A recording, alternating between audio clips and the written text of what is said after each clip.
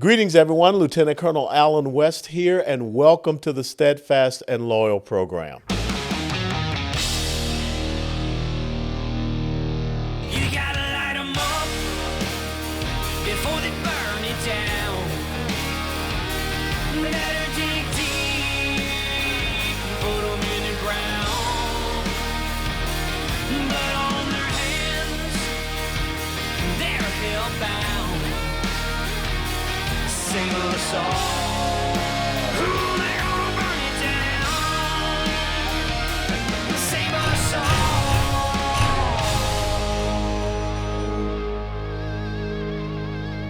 before they burn it down.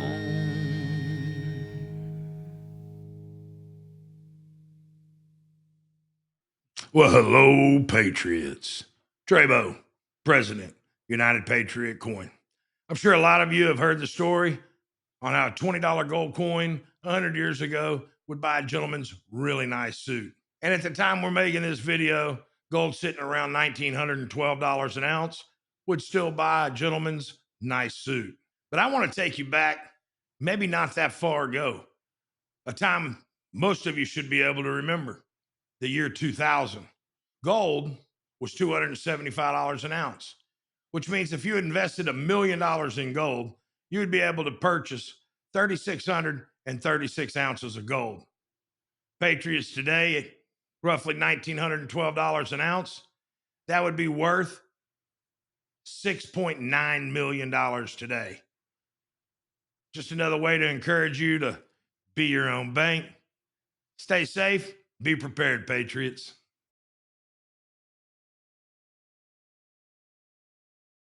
Hey, greetings, everyone, and welcome back to the Steadfast and Loyal program. You know, one of the things that we've talked about several times is that Texas is not really the Texas that a lot of people think it is. When you think about some of the failures we've had here in our legislative sessions, when you look at what is going on our border, there's some big concerns about what type of individuals are calling themselves Republican and going down to the Texas State House especially. And many of you have contacted me and said, Colonel, what's going on in Texas with them impeaching their own attorney general? Well, we're going to talk about those issues with a person that has decided to once again run for Texas State House, and that's a good friend of mine, Mike Olcott. Mike is a fifth-generation Texan. He was born and raised in Fort Worth, Texas. He received a Bachelor's of Science degree in biology from Rhodes College, Memphis, Tennessee, and a PhD in biochemistry from the University of Kentucky in 1994. And being a graduate of the University of Tennessee, I won't hold that against him.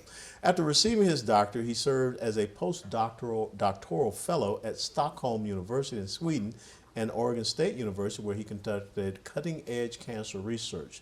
And during his time, he co-authored or authored 9 scientific publications. He and his wife, Marika, are now retired, and in 2012, they moved to Parker County, which is just a little bit west from Fort Worth. And Mike is the co-founder of the Parker County Conservatives, which is an organization that educates, motivates, and activates, and I've had the honor of speaking with them. He served as a Republican precinct chair for 7 years, as a state Republican executive committee man in Senate District number 30 from 2015 to 2016. And while on the state Republican Executive Committee, the SRC, he introduced an election integrity resolution that was narrowly defeated by the establishment wing of the Republican Party. Mike is now a declared candidate once again for Texas State House District number 60, which he narrowly lost last cycle by just 300 votes. Mike, thank you so much for joining us. Thank you for having me, sir. So let's talk about, here you are a renowned cancer researcher. I don't know if I go that far. Well, I have not done 9 publications in cancer research. And now you're involved in this arena that is called politics, which is a cancer in and of itself in a way. Yes, sir. What was that moment that changed you, that got you want to be interested in the political atmosphere? I think it began right after 9/11. My wife was actually at a research conference up in New York, and I went with her, and I was sitting in the hotel room, was kind of bored. I went down and got a book. Michelle Malkin wrote a book called Invasion, and I read that, and I realized just how incompetent the federal government was in stopping illegal immigration. So I became involved in that, started sending faxes and phone calls to Congress. And then when my wife took a job at the University of Florida, I drove her from Oregon down to Florida, yeah. to Gainesville, Florida. That's right. And on the way, we were watching Bill O'Reilly one night on Fox News, and there was talk about this, the Minuteman Project that was going to take place in April of 2005, and this was probably the third week of March. And so I dropped her off in Florida and then rushed back to Tombstone, Arizona, and took a leave of absence. Yep. And we had our first meeting there. Tom Tancredo was there, and a lot of other state officials that were concerned about the border. And anyway, so I spent about 25 nights in April 2005 there at the border. And during that time, I met a lot of retired Marines, Army, some former FBI agents, and we were called vigilantes by former President George W. Bush, which kind of offended us because we thought, being a Republican, he'd be concerned about what was happening at the border, and because the border wasn't being closed. But what made it an amazing experience was that what I found, there were people from all walks of life. There was even one of the guys that I met down there was a former NASA engineer. He was like the top engineer in the guidance division of the Apollo missions back in the 1970s, and he was probably in his upper 70s. But I was just amazed with the people. Some of them couldn't even barely afford to get down there, and they were sleeping in tents on the border for like a whole month. And I met some of the most amazing people in my life. People that just loved this country, that were willing to sacrifice their time and in some cases, money just to get down there. And it really it changed my life. And I'd been in the liberal academic world for quite some time, and I knew most of them, weren't, they were leftists, but I shared a common love for science, and that's kind of what made it tolerable. Yeah. But after that border watch, I went back to finish some research in Oregon, and I began to see that contrast. Is that why do I want to hang around with these people who literally hate capitalism, hate this country, and they're trying to destroy it, when I could be around people like this that love this country? And so about a year later, I continued to do like weekend border watches in Arizona and eventually in Texas, and I've spent more than 50 nights at the border, mostly back in 2005, 2006, and 2007. But a lot of people call this like the early Tea Party movement, because the people were just frustrated the federal government wasn't doing what they were supposed to be doing, and they were willing to sacrifice their time. And but up until this point, I had a very strong passion for research, loved research. But when I saw what was happening in the country firsthand at the border, I saw, the rape trees, sometimes like at 2 a.m, you see these 8 men coming and, all dressed in black, carrying duffel bags. And you saw the drugs pouring across, and the people. I remember at one time in a border watch, and I believe it was October 2007 in the town of Falfurrias. I spotted 10 Chinese nationals, hiding in the weeds in Doc Vickers Ranch, which was just north of the checkpoint. And one of the differences that I noticed that was happening then, that's happening now, is that back then everyone was trying to avoid detection by the Border Patrol, and now, the last few times I've been to the border in the last year and a half, they're not trying to avoid, they're literally trying to be found. They seek out Border Patrol because they know that if they get found by Border Patrol, they're going to get eventually free transportation to wherever they want to go. And usually some goodies, ATM cards and things like that, maybe even free phones. But there's still, though, groups of people that are coming illegally into the country that don't want to be detected. That's correct. And when you go out to West Texas and Big Bend, in Brewster County out there, that's where you find the guys who have, slices of carpeting underneath their shoes so they can't be tracked. When you go back and you think about what you saw then, 2005, and now here we are in 2023, the federal government is mandated to do certain things by the Constitution. Article 4, Section 4. Absolutely, guarantee clause. And when they fail to do so, then the states, Article 1, Section 10, Clause number 3, are able to do something about it when actually invaded, imminent danger, without any admitted delay. What are your concerns about Texas right now not stepping up to the plate? I'm very disappointed because I've come to the conclusion that the federal government is never going to secure this border. I just don't think it's ever going to happen. Recall that when President Trump won with the with the mandate to do something about the border. The first 2 years he was in office, the Republicans controlled the House and the Senate, and the Republicans wouldn't even give him money for a border wall. So if that's the situation, how do we expect the federal government ever to do something about that? And so because of Article 1, Section 10, Clause 3, I think it's up to Texas to secure it ourselves, and I believe that we have the constitutional authority to do it. And that's something that if I get elected, that's going to be my number one priority, is to get that implemented and authorize, and I think the governor already has that authority to do it, but to get down there and actually use the state guard to arrest, detain, and most importantly, to deport the illegal aliens. Because until that happens, there are no consequences, and people are going to continue to just pour across the border. Yeah, you're absolutely right. And you're absolutely right. I think the vast majority of illegal aliens that are being funneled through all the cartels are actually trying to get caught. But some of the drug runners and potential terrorists, I mean, they're not trying. They don't want to get caught by the border. Don't. So you're absolutely right. That's and the that's gotaways. and it's a huge concern. When I initially got involved in the border, my main concern was terrorists coming across the border, based on what I read in Michelle Malkin's book. But within a few years of that, when I started reading up on the consequences of the economical consequences on municipalities, like Falfurrias, the town that I was in, when I got there, they had told me that one of the most things you had to worry about more than anything was snake bites. And he said, if you get bit by a snake, a year and a half ago, you could have been taken to the emergency room about 5 miles down the road. But if you get bitten now, you got to take a 2.5-hour journey to Corpus Christi to get treated. And so I feel bad for the families in a town like Falfurrias that now, because of the consequences of their ER being overrun by people that aren't paying for it, they don't have the care they need. Yeah. And it's overwhelming the schools, and I think it's bringing down the quality of the education. And that's to be expected. I mean, they don't speak English. Most of the children aren't speaking English because they're not. Now, you started with your wife the Parker County Conservatives. Yes, sir. When you look at what is going on in our most recent legislative sessions here in Texas, you always hear folks come out afterwards and say, this was the most conservative legislative session ever.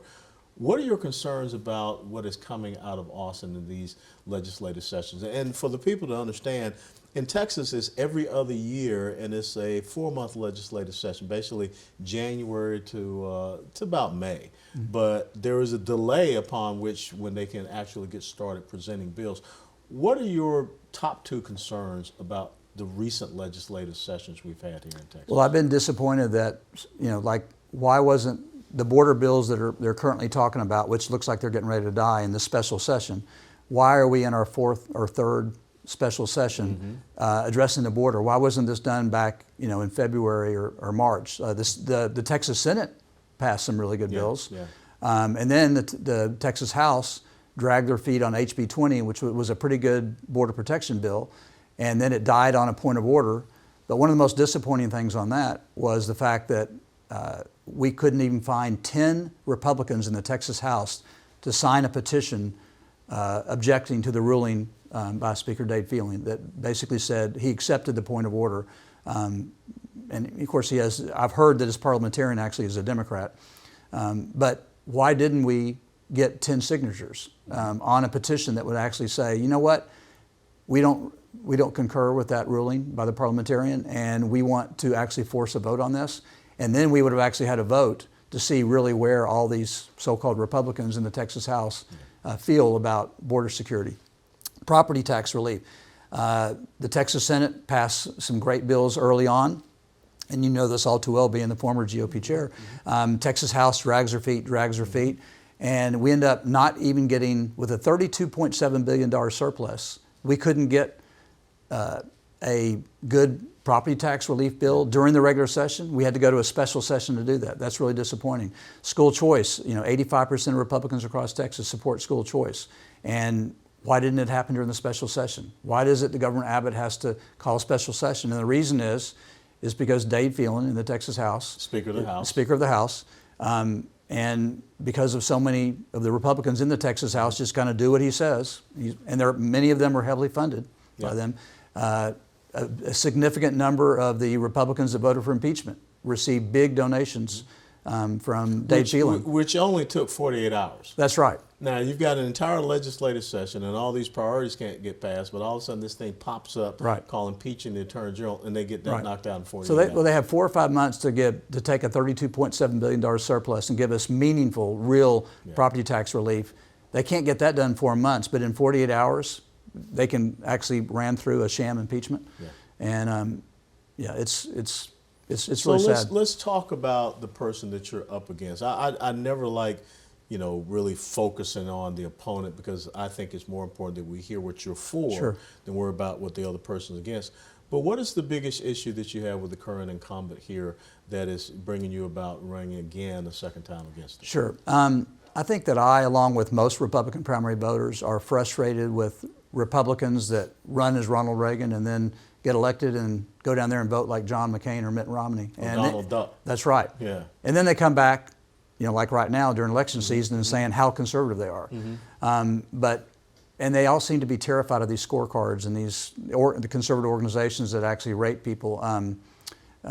In the case of my opponent, in the Rice University conservative ranking study done by Mark Jones, political science professor, he was ranked 65th out of 84 Republicans. Now, is that the document that It you is. have there to kind of, It is. People can kind of get an understanding, because now what you're showing here is all of the Republicans. Right. The Democrats would be down here, like the most Yeah. conservative Democrat would be here and the most liberal Democrat here. So what we have here is the 84 Republicans in the Texas House. And up here is the most conservative Republican, and down here is the most liberal Republican. And this is where my opponent is, right here. And if he was actually voting up here with the conservative Republicans, I wouldn't be running.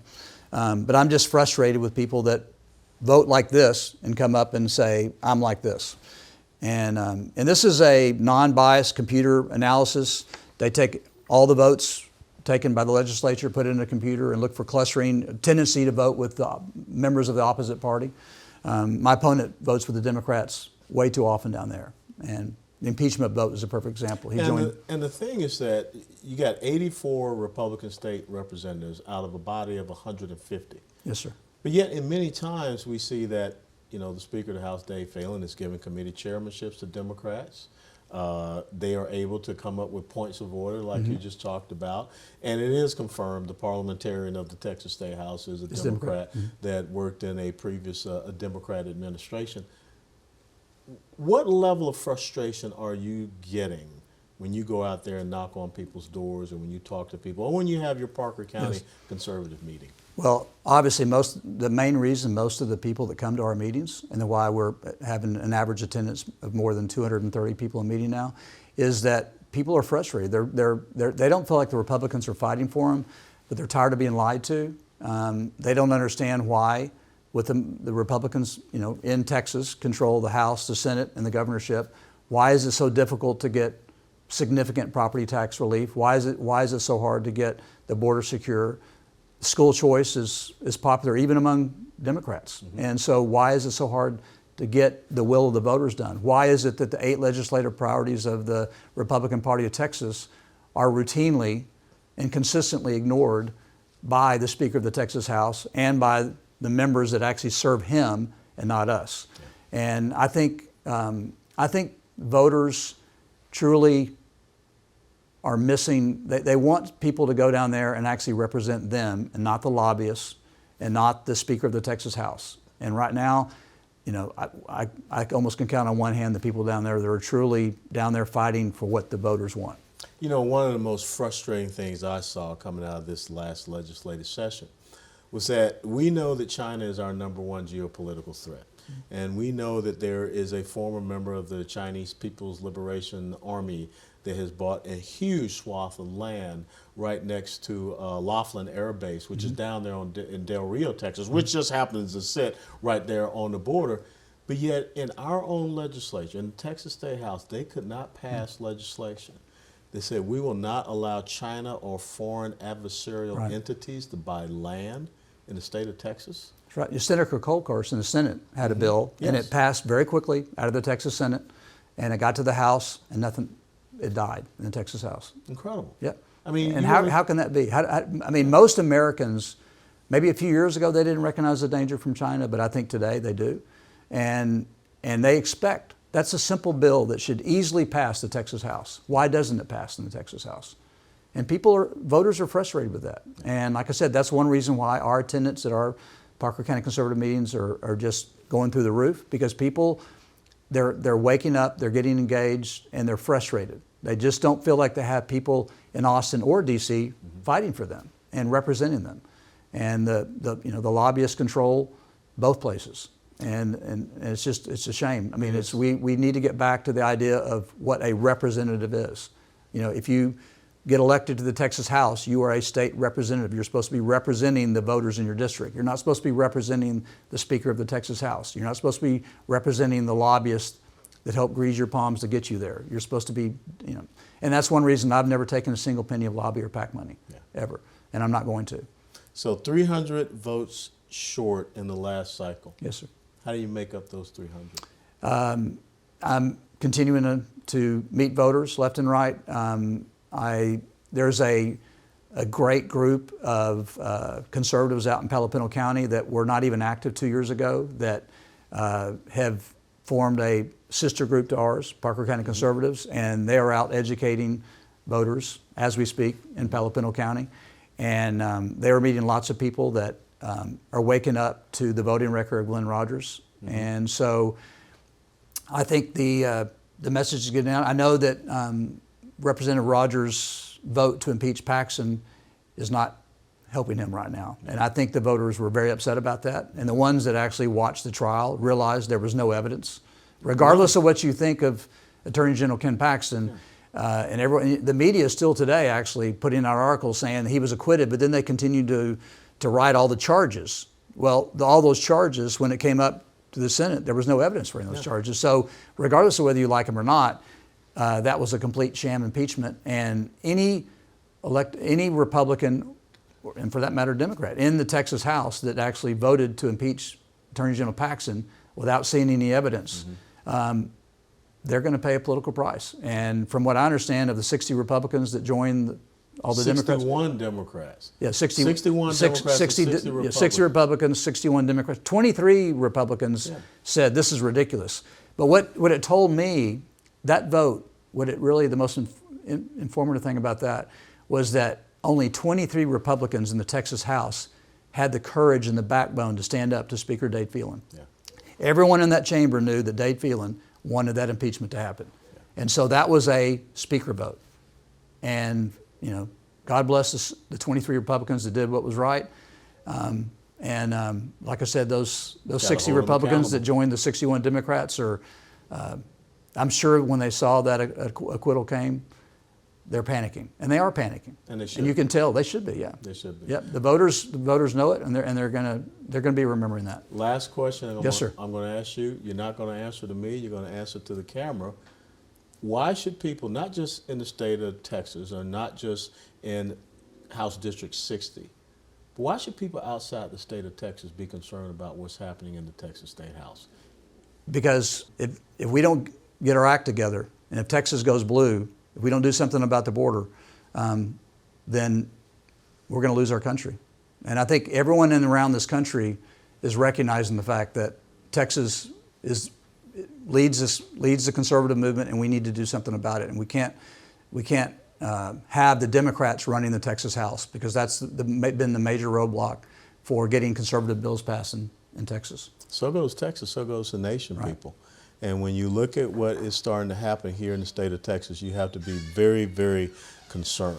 So Mike Olcott, I want to thank you, and without a doubt, you have my steadfast and loyal endorsement and support. Thank you, sir. Oh, you know that, okay? But again, get out there and educate and inform the people, and make sure your message gets out beyond that House district, because Texas is important for the future and the legacy of this constitutional republic. So God bless you. Thank you, sir. And thank you for taking the time to be with us here at the Steadfast. Thank you for the invitation, sir. Thank you so much. And thank you for everything you're doing for the conservative movement. I'm just a regular old guy. Take you, Mike. Thank you. Before they burn it down.